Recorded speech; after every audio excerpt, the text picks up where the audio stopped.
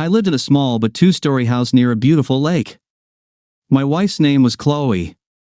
We had 2 children, Brian, my son, who was 7 years old, and Jennifer, a teenager of 16 years old with a complex character. Chloe constantly reassured me that Jennifer had a transitional age, and this would all pass soon, but I often pissed off because of her antics. The house had to be taken on credit, because I had dreamed of it for a very long time. There was enough space for the whole family, but most importantly, we no longer had to huddle in a concrete box of a multi-story building called apartment. A private house was my dream, and it finally came true. I worked as a builder, and also performed various repairs in buildings, and I, like no one else, understood that building a house from scratch is very expensive. I made good money, but even with my income, it would take a very long time to collect money. And now I would like to live in a normal private house. Therefore, now what I earned was spent on paying the loan and living conditions for the whole family. But I didn't complain, I didn't demand too much from life. My wife also worked as a cook in the school cafeteria. She did not earn much, but there was always food at home. Our family didn't need anything. Of course, in any family there are flaws. We also had a far from ideal relationship. Mike, have you forgotten that tomorrow you need to take the children to school? My wife asked me in the evening at a family dinner. Darling, I was completely wrapped up and forgot. I have work for tomorrow early in the morning. I answered. Listen, you yourself wanted to move here. You borrow this house. The bus stop is a long way for kids to get to. We agreed that tomorrow you will take them to school. Yes, Chloe, I understand. But every time you reproach me with this house.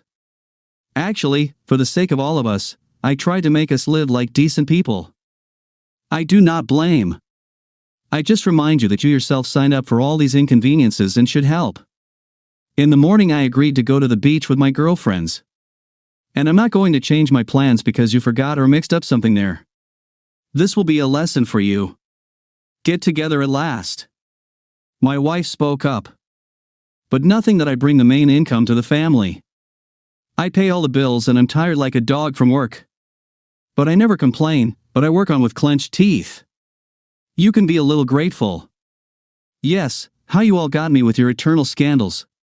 Jennifer freaked out, jumped up from the table and went to her room. Jennifer!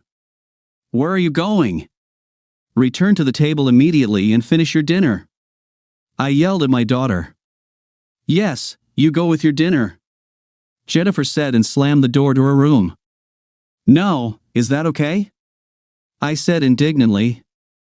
If you devoted more time to your family, then you would be treated normally. Chloe said. That is, now this is not Jennifer's transitional age, but in general my fault. You started this conversation yourself. I replied to Chloe. That's it, Mike, you ruined this evening completely, I'll go for a walk. I don't want to listen to you whine anymore. Chloe said, got up from the table and left. Why do you always fight, Dad? Brian asked me. Sorry, son, just a very hard day. Finish your dinner and go to your room. I never thought that there would be such situations in my family. It all started with everything differently. And most of all, I didn't want the kids to see Chloe and me fighting. But Chloe was quite hot-tempered, and could create a whole problem out of nothing. She wasn't like that before. But now it was more and more difficult for me to find a common language with her. She didn't seem to hear me. What was obvious and understandable to me was something else to her. But I decided that we will definitely deal with these misunderstandings. Now is just a difficult period, which will definitely pass, and we will again become a happy family. It was a normal work day. I did renovations in the apartment. My daughter called me. Yes, Jennifer, hello. I am listening you. I answered the call. Hi, Dad. Please pick us up from school. Brian has been waiting for a long time, and I just got free. Jennifer said. Wait, isn't Mom supposed to pick you up today? I asked. Yes, but she has other plans for this. I don't understand at all. Are we your children or someone else's? Jennifer replied indignantly. Honey, I'm sorry. Okay, I'll come right now. I said. I had to ask a colleague to replace me, and I myself got into the car and went to pick up the children. All this time I've been trying to get through to Chloe. But she just didn't answer. I was very angry, but I tried not to show my anger to the children. They've already seen enough of our scandals with Chloe. Hey guys, get in the car. I said. Hello, Father. Brian said and jumped into the back seat. Behind him, slowly and with a displeased look, Jennifer sat down without saying a word. Jennifer, do you know where Mom is now? I asked. I have no idea where she is. Jennifer answered. Didn't you call today? No, she stopped paying attention to us at all as soon as we moved into this new house. It's very strange, I don't understand anything. Mom is angry with you that you decided to buy this house. Everything in the city was close to her, friends, beauty salons. And now she has to spend a lot of time to get somewhere. And in all this we are extreme. Jennifer, what are you talking about? Dad, you asked yourself, and I answered you. I still don't understand why she didn't pick you up today. I said excitedly. I don't understand what is going on in our family for a long time. Jennifer replied unhappily. Jennifer quite often sneered at me. It seemed to me that it had grown into a habit with her. But every time I tried to restrain myself so as not to break down on her. Fortunately, I clearly understood that this would not help solve this problem. And when I still did not hold back, then Jennifer closed herself even more. This time I felt very sorry for our children. They definitely didn't deserve that kind of treatment. We all arrived home and started waiting for Chloe. Chloe arrived late at night and drunk. Chloe, what the hell are you doing? Where were you? I asked, seeing my wife in the doorway. Today I was a little busy, why make a fuss at once? Silent? Have you seen the time?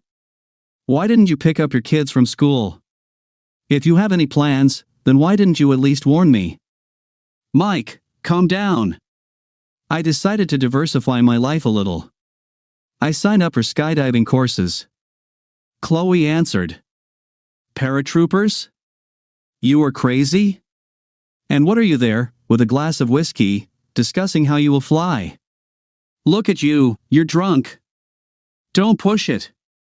After the course, I went to my girlfriend, and we did not sit for a long time. What's going on with you? It doesn't justify you at all. How do you say forget about the children? Yes, I agree, it's my fault. I got the days mixed up and I thought you were picking up the kids today. Why didn't you answer the calls? I've been trying to get through to you for hours. I looked indignantly at my wife. I wanted to relax a bit. Relax? Are you kidding? Have you decided to throw your family away for a day? What if something serious happened? So, I see, it's useless to talk to you. Get in the shower and go to sleep. I said. Chloe silently dragged her feet into the shower room. I tried to come to my senses. It was just incredible. I just didn't recognize my wife. This had definitely never happened before. She had never allowed herself to do this.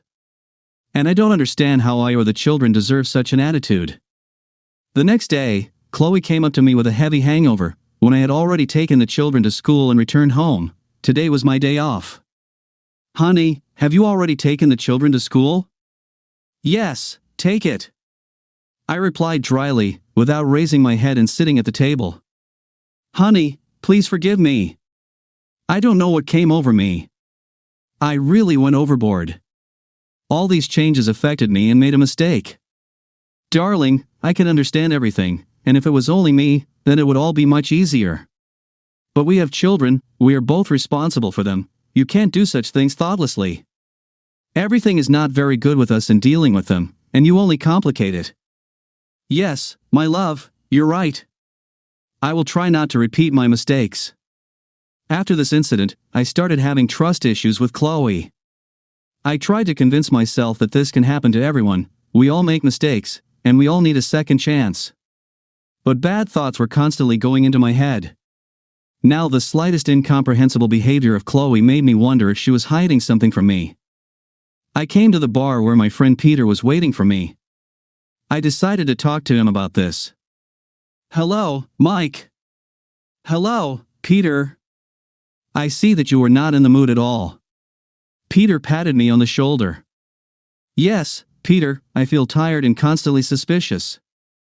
Chloe just drives me crazy. And I don't know what to do about it. Is everything so serious?" When she did not pick up the children from school, went to some parachutist courses, then still walked until late, I began to feel anxiety. Now she does not do that, but bad thoughts do not let me go. I feel that she has changed and is hiding something from me. Listen, do not despair, you are not the first and not the last man who doubts his wife. Peter began to calm me down. I just don't want to think about her like that. I myself am uncomfortable with these thoughts and suspicions.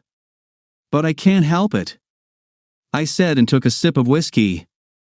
Mike, don't despair. I have an idea, I know how to help you. I listened to you carefully, I said excitedly. I have friends who will help you. They are well versed in surveillance equipment, and they will be able to expose your wife to clean water.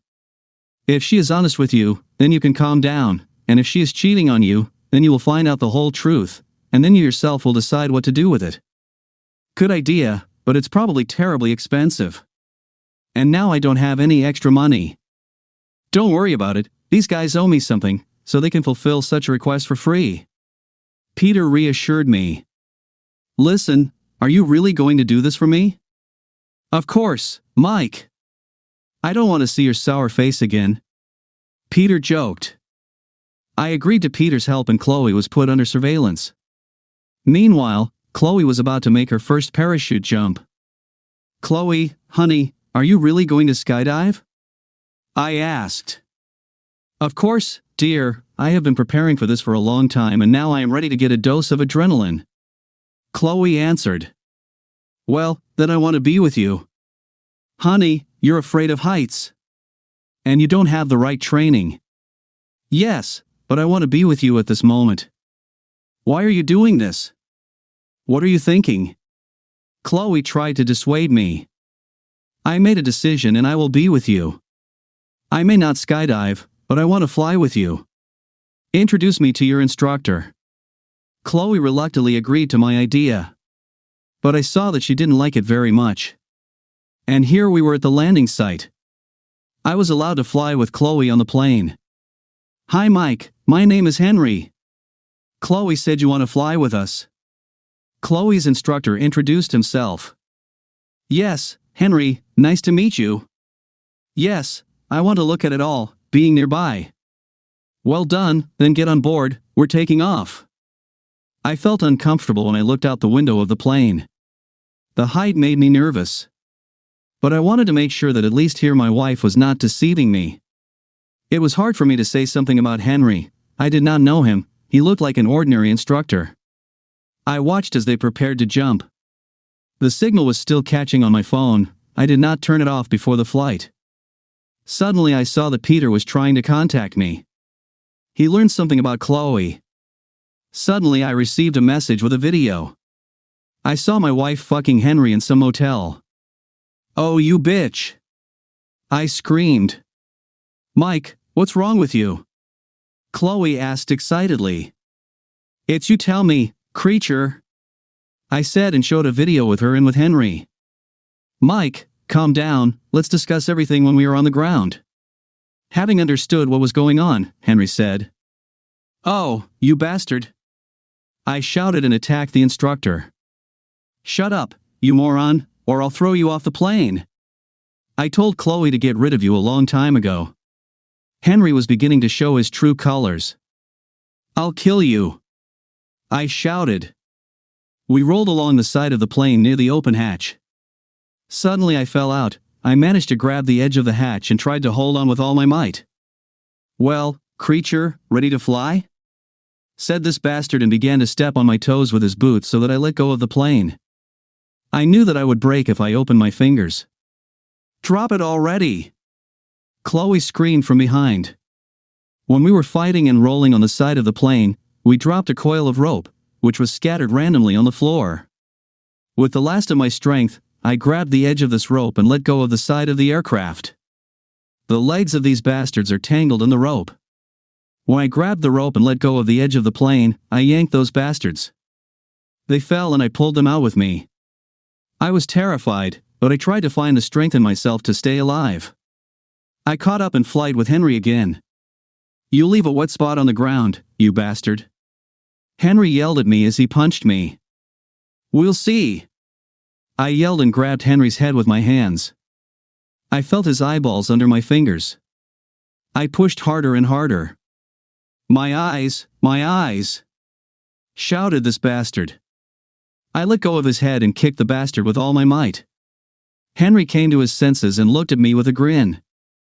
I was without a parachute, and the earth was getting closer and closer. I saw in the eyes of this bastard the joy that I would break. But I wasn't about to give up. Luckily, another parachute dropped out along with those bastards. I gathered all my strength and was able to reach the parachute.